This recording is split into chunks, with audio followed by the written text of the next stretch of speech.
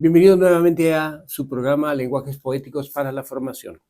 Hoy vamos a hablar acerca de poemas, cantos poéticos, diría, a la ciudad de Morelia, que un conjunto de poetas convocados por la Escuela Rector Hidalgo hicieron para cantarle a su ciudad, para, diría yo, enaltecerla, para reconocer sus cualidades, sus atributos, etcétera, ¿no?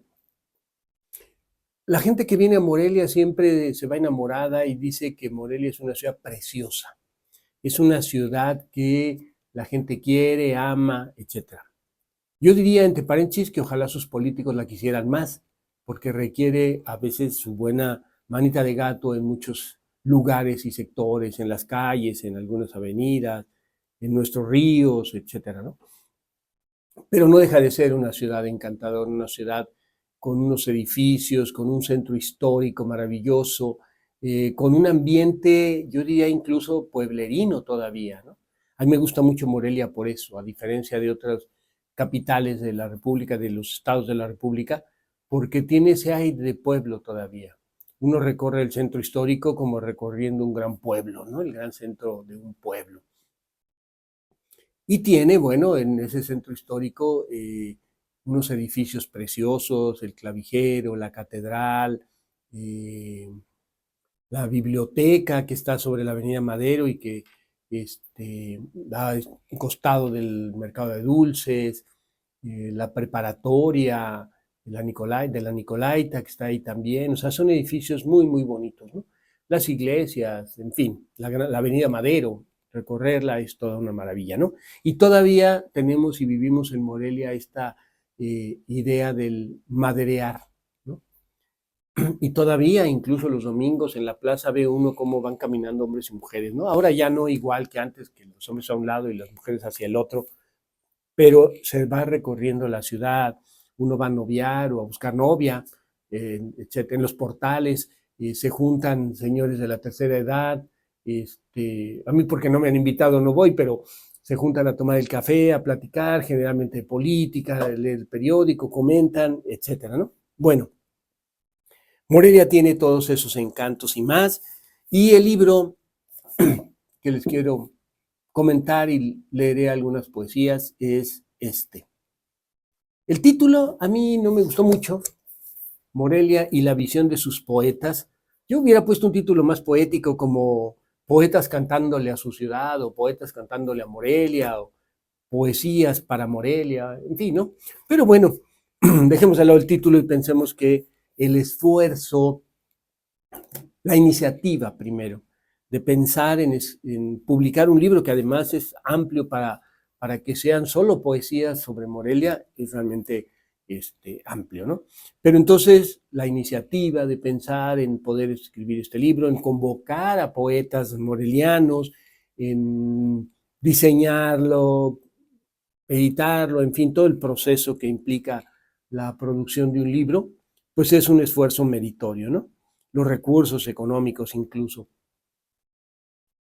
Pero sobre todo la idea misma de convocar a una serie de personas, de poetas, para que reconozcan su ciudad y quieran cantarle algo, quieran recitarle poesías, quieran eh, desarrollar estos poemas, ¿no?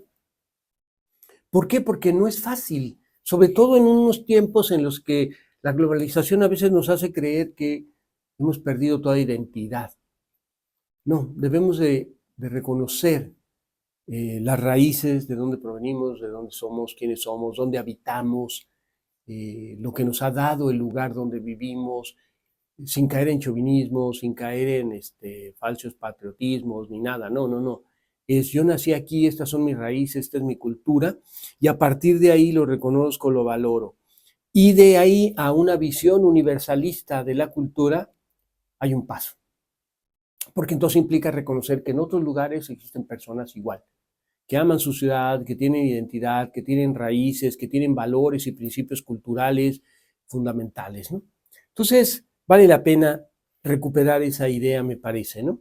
Y qué mejor que a partir de quienes la conocen, han vivido en ella y desean dar a conocer eso que les llama la atención de su ciudad, ¿no?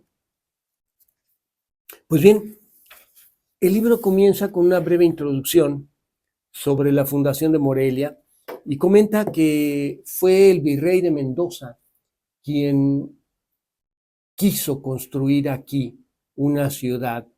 Tenía varias finalidades, ahorita voy a ellas, pero él venía de una región de Valladolid y entonces cuando llega acá dice quisiera que hubiera otra Valladolid. Y de hecho lo logró porque hay un Valladolid en Yucatán, hay un Valladolid, no me acuerdo qué otro estado de la República, y el Valladolid, hoy Morelia, como decimos todavía, ¿no?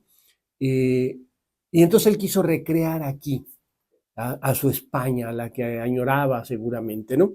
Y entonces Morelia adquirió muchos tintes muy similares a la España de aquel entonces. Incluso muy similar a la Ciudad de México. Morelia es de las ciudades que más se asemejan a la Ciudad de México en términos de el tipo de construcciones, etcétera, ¿no?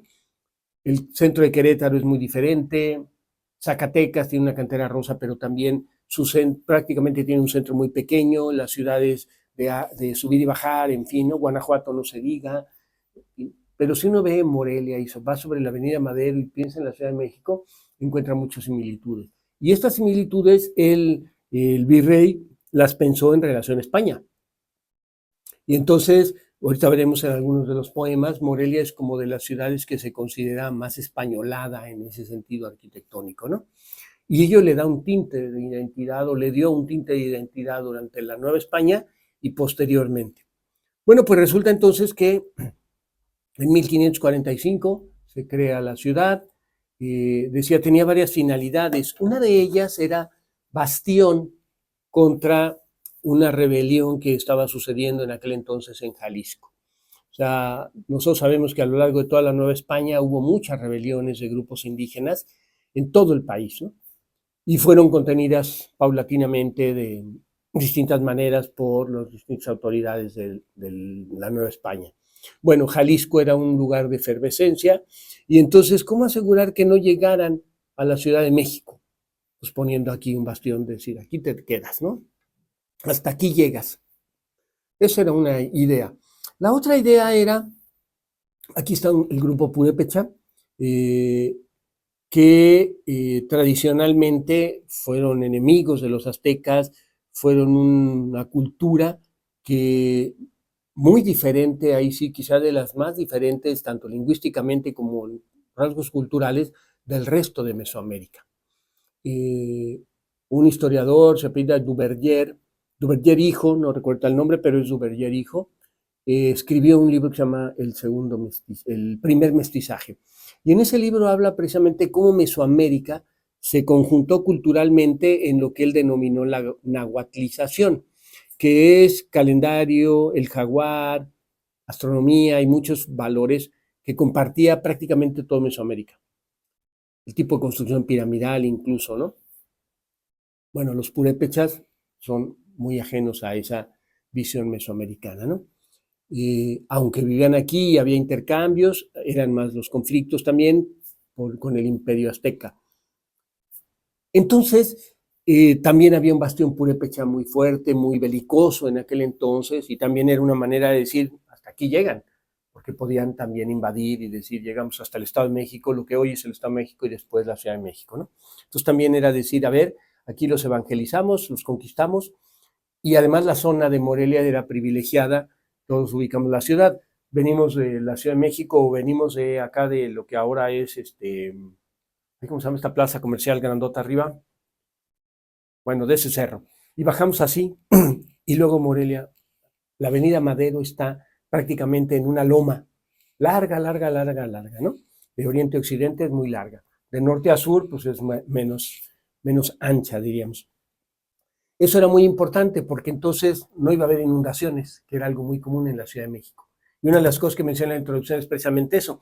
Se evitan las inundaciones porque está en alto, primero. Segundo, ver a los enemigos es más fácil cuando estás en alto, porque tienen que subir, a ellos se les hace más difícil, etcétera, poder acceder a la ciudad.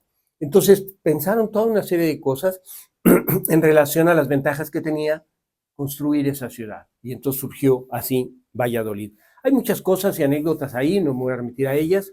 Voy a empezar precisamente con los poemas que tienen una estructura y diría distinto nivel literario, ¿no? Por llamarle de alguna manera.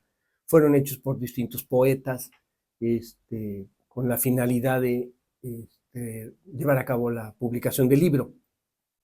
Cada uno con su sensibilidad, su habilidad escrituraria, etcétera, etcétera, ¿no? Pero lo cierto es que a pesar de ello, lo que uno observa en todos los poemas es el amor a Morelia. Una concepción de que es una ciudad maravillosa y de que merece ser querida, ser amada, ¿no? Romance de la Rosa Rosa. Morelia es conocida por su cantera rosa y es una de las cosas que más alaban quienes vienen, ¿no? San Luis Potosí, por ejemplo, y Guanajuato tienen cantera negra. La Ciudad de México también tiene una cantera más oscura, más gris. Solo Morelia, Querétaro y Zacatecas, si mal no recuerdo, tienen una cantera rosa o más rosadita. Zacatecas tiene más rosadita la cantera, pero eso le da un toque especial a sus edificios, ¿no? San Luis y Guanajuato se ven como ciudades oscuras. Morelia no, Morelia es como luz, luminosidad, ¿no? De ahí, Romance de la Rosa Rosa. Vienes de tierras lejanas, tan lejanas y tan altas, que casi ya te pareces la prima hermana de España. Tu catedral infinita, sueño de rosa callada, te oculta viejos rubores de luna caliente y blanca. Los ángeles luminosos que brotan de tus calzadas recuerdan al ruiseñor que llevas dentro del alma. Ciudad de viejos castillos, por eso tan castellana. Magnolia que te revientas allá en los pechos del alba. Permítame que te bañe con un sartén de metáforas de sangre mora y gitana. Morelia, rosa princesa, vestida de michoacana, y de tan alta pareces la prima hermana de España. Vean esta idea que se tenía recientemente, o relativamente recientemente, ¿no? En relación a esta hermandad con España. Y pues obviamente por lo que decía que arquitectónicamente fue ideada pensando en España, en que el virrey quería sentir ese toque español en estas tierras, ¿no? Es de Ramón Martínez Ocaranza, la poesía. Bueno, Romance de la Rosa Rosa. Resalta, insistimos, este tono de la cantera moreliana, ¿no?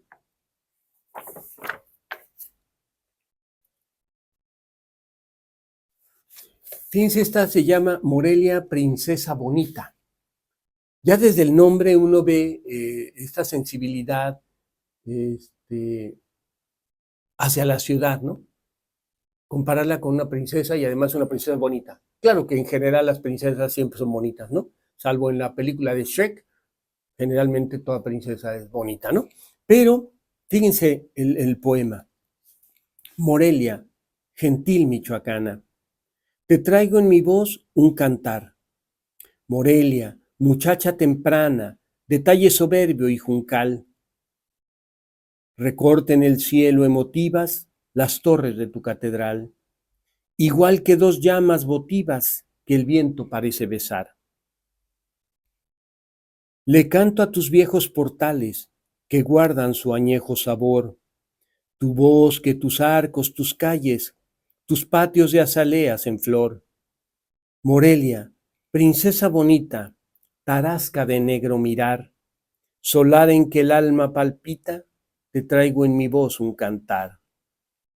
Ese es un poema de Sara Malfabón. Vean qué hermoso poema, porque además no solo ya se centra en la cantera y en la catedral, sino en los arcos que son famosísimos en México y en el mundo, ¿no?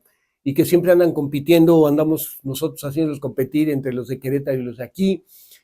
Allá dicen que son de más altura, aquí lo que decimos es que son más arcos, ¿no?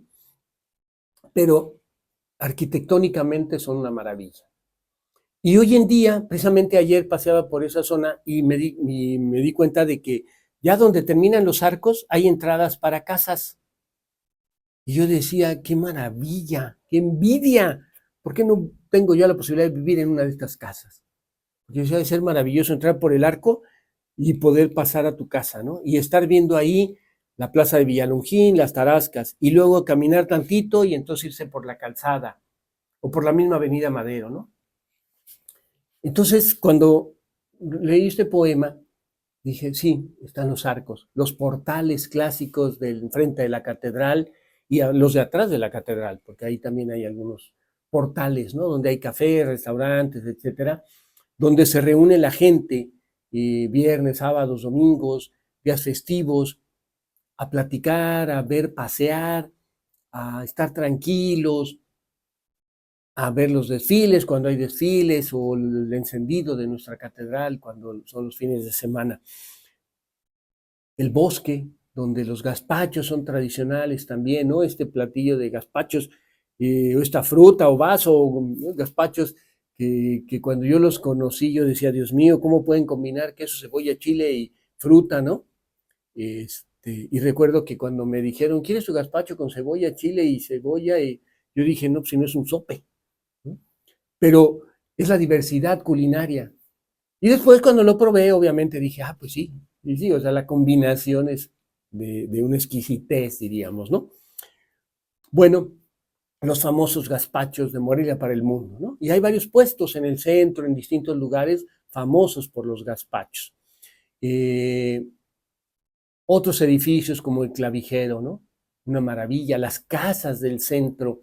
Tiene Morelia todavía estas casas en donde dejan abierto el portón de madera, luego viene uno de reja, casi siempre toda casa barroca lo tenía así, y entonces uno podía entrar, o puede entrar todavía, y pararse ahí, ver el patio barroco de cada casa, ¿no?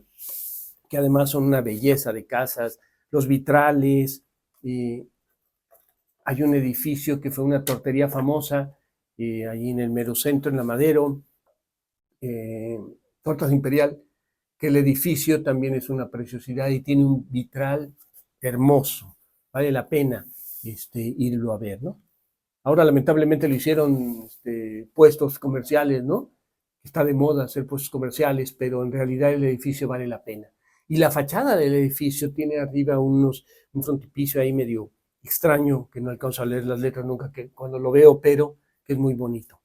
El Jardín de las Rosas, famoso, porque ahí está el Conservatorio de las Rosas, está la iglesia, y ahí se reúnen también, o nos reunimos muchos michoacanos los fines de semana, a escuchar música, a cenar, a pasear, etcétera, ¿no?